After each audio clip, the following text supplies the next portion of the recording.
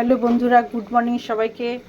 এই যে আজ সকালে বাঁধাকপি কেটেছিলাম, এই বাঁধাকপিটা দিয়ে বাঁধাকপির ঘন্ট করছি। একটু আলু দিয়েছি, একটা টমেটো দিয়েছি, এটা দিয়ে করছি জিরের গুঁড়ো দিয়ে, আদা বাটা দিয়ে একটু সামান্য। আর নামানোর আগে এই যে ঘি রেখেছি, ঘিটা জমে গেছে, একটু ঘি দিয়ে নামিয়ে রাখবো। এটা হয়ে গেছে, প্রায় হয়েও গেছে। আজকে অল্প করেই করেছি। আর এদিকে এই যে রান্না হচ্ছে, বাবা গরম। হ্যাঁ, এই যে পালং শাক দিয়ে, এই যে পালং। ও আচ্ছা, বলবো।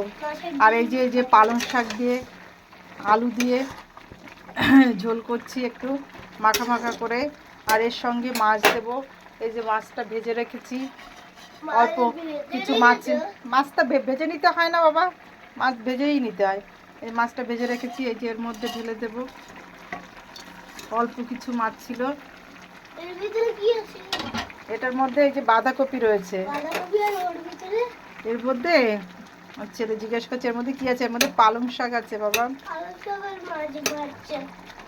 যে মাছ দিয়ে এরকম কেউ খেয়েছে কিনা কখনো জানি না, কিন্তু আমরা তো খাই, খেতে ভালো লাগে।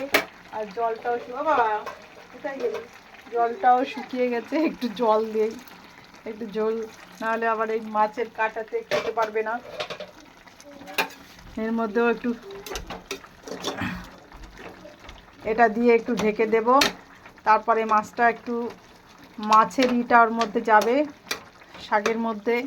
এটা একটা পাতলা, এই যে এরকম পাতলা ঝোল হবে। এই পাতলা ঝোলটা মাছ দিয়ে খুব ভালোই লাগে। এর মধ্যে একটু জিরের গুঁড়ো দেব পরে। এই জিরের গুঁড়ো রেখেছি, জিরের গুঁড়োটা একটু নামানোর একটু আগেই দেব। এই ছিল আজকের রান্না। আর রাত্রে তো আছেই, রাত্রেরটা। আর ডাল তো ফ্রিজে থাকে, আবার কালকে সবজি করেছিলাম, সবজিটাও রয়েছে কিছুটা। এই জন্য আজকে আর সবজি অন্য কিছু করলাম না। এটা দিয়ে একটু জালটা কমিয়ে দিই। আর বাবার টিফিন মেয়েকে আনতে গেছে, এরপরে টিফিনটা গোছাতে হবে। ওকে বাই, তোমরা ভালো থেকো।